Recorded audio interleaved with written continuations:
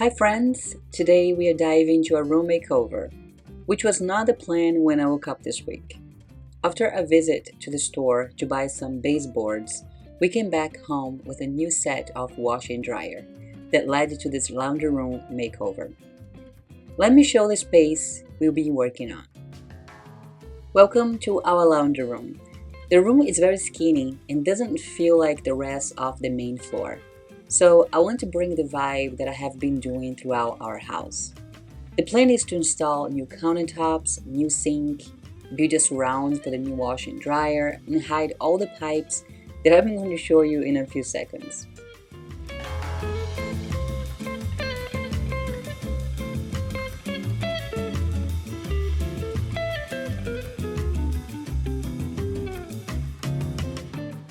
This room has a lot of pipes, water heater, and our furnace.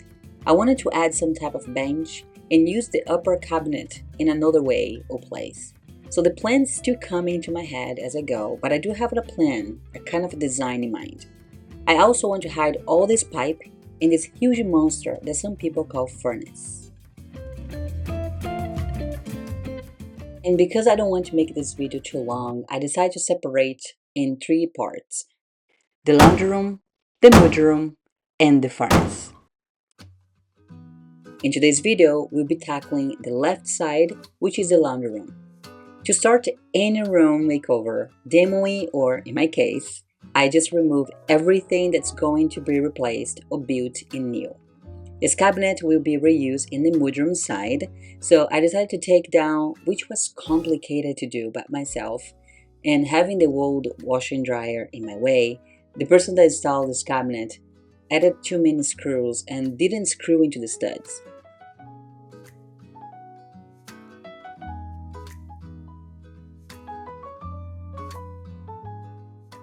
Then I also removed the sink, and unfortunately I could not remove this white bottom. I removed the cabinet top and the door frames because I'm planning on building an arch doorway, and remove the door because the door is super small anyway. I'm only sharing this part just because we want to make sense in the end, but I'm not sharing the arch build in this video because I built so many arches before that if you want to see a little bit more in depth, I'll leave a link for another video that I go more in detail about arches. Then after that, I decide to remove a little bit of the texture of the wall. This wall was kind of like a mix of texture and not texture, and because I'm removing texture in the rest of the house, I decided to do the same on this wall here. I'm not removing the texture 100% of my walls. I just want to have more like a smooth plaster wall vibe, if that makes sense.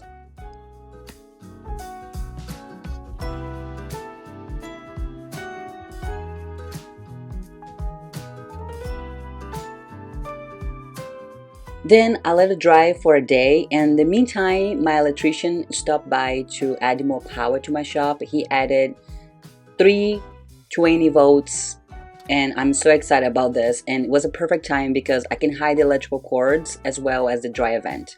I won't be showing in this video how I hide the dryer vent, but in the next one I'll be sharing how I hide the furnace, and it'll be all making sense, I promise.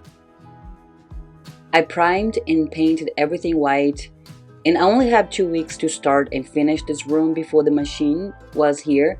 So the new set is higher than this one that I have. So I knew that I would not be able to build a countertop to fold clothes because it would be too high anyway. So I didn't want the space to look smaller than it already is. So I wanted to have a minimal design.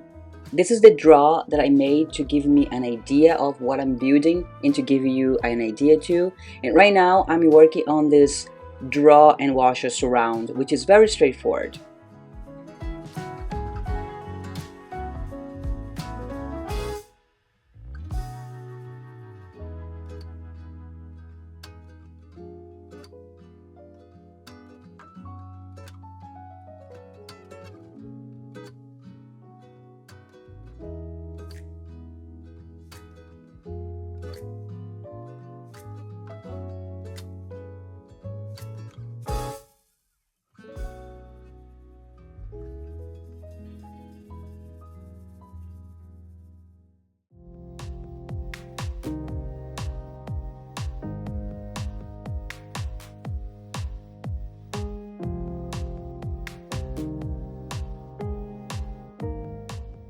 In this image you can see that I hide the electrical cables and the dryer vents.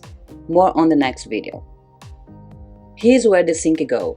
My plan was to build a normal cabinet and place in here, but this white bottom was attached to the tile, or the tile was attached to that, I don't know, and I could not remove. So I have to figure out another way to build, and this is how I did. I pretty much used the cabinet and the dryer and washer surrounds to use as my sides, and I built like a built-in cabinet, which was not the plan, but I have to figure out another ways.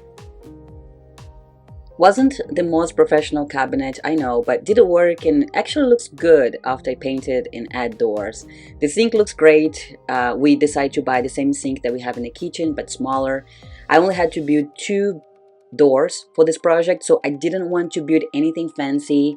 So it was a beginner friendly, pocket holes, a grill for the back, and done. Like nothing fancy on the doors. I painted everything behind the scenes. And here's a quick video of me sanding the arch. I will explain why I decided to remove the door and build an arch doorway when I talk about furnace in the next one. So the countertop, we wanted to feel like the laundry room was an extension of the kitchen. So we used birch block like we did in the kitchen, and it was super heavy, guys. I had to bring in to do a test fit, and I did by myself, and it was so hard. Later on, I asked help from my husband after this part here, and every time we needed. So, became easier, but was really hard.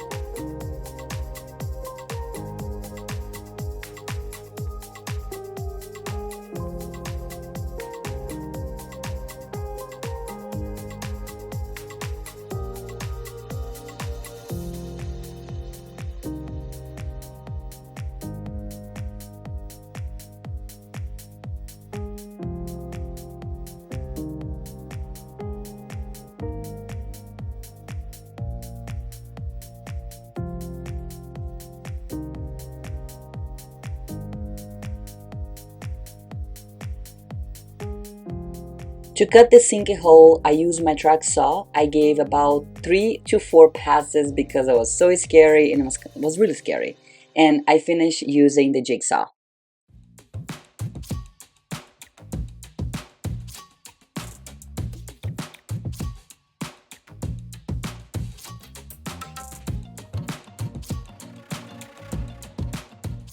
I wanted the countertop to go all the way from wall to wall, including the side, the sink. And I think that looks so good, probably my favorite part. I used to be concerned about having wood countertop in my kitchen, but we have ours for about 9 months and it still looks the same as we installed. The secret is just to take care like you would take care of a wood table. Make sure it's always clean and don't let water soak for too long. Honestly, it's been easy to maintain so far.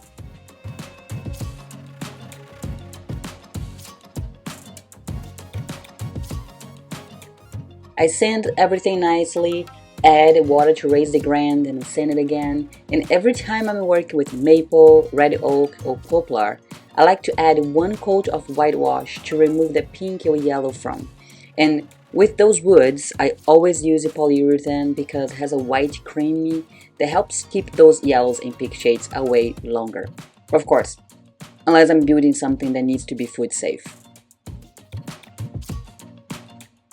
I gave it 3 coats of polyurethane and I add 1 coat of wax in the end.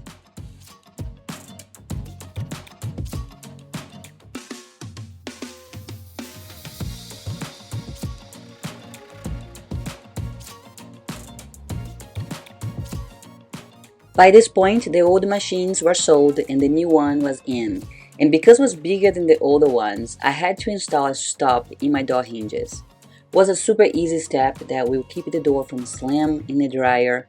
Then I installed the doorknobs, which I'm still working on today because I'm really not good at it.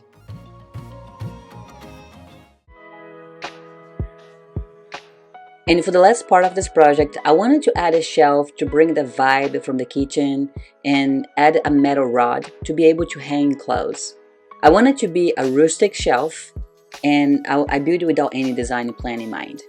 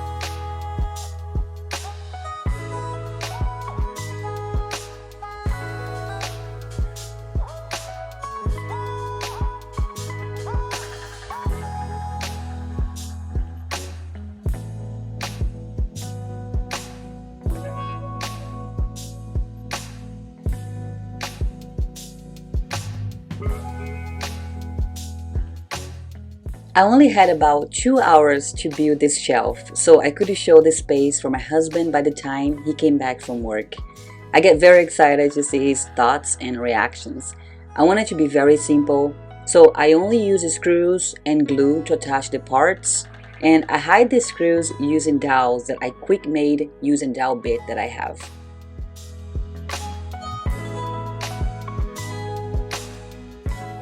And this is why it's so hard to throw away scraps. To remove the dowels, the fast way is to use a bandsaw, but I'm trying to use every tool that I own in the shop, so I want an excuse to use this little bench and handsaw, even though I'm really bad with hand tools. But I'm trying to practice, and I'm going to add more hand tools practice in the next videos.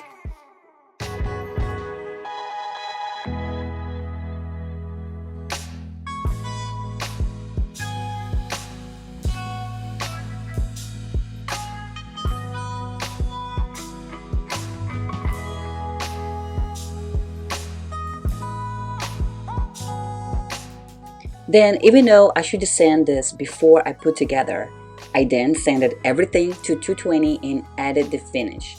By this point, my husband could arrive anytime, so I was desperate to finish this. I know it's crazy, but that's actually what motivates me to finish a project, is just see my family's reaction, and I love, it's really what motivates me to keep working and build amazing things.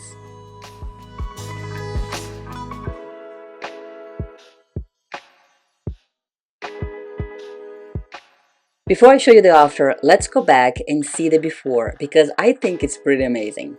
Now you can enjoy the after.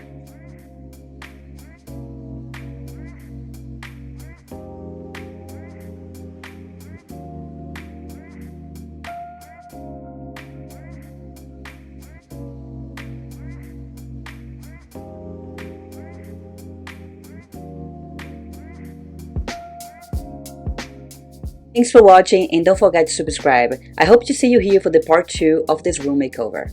Bye!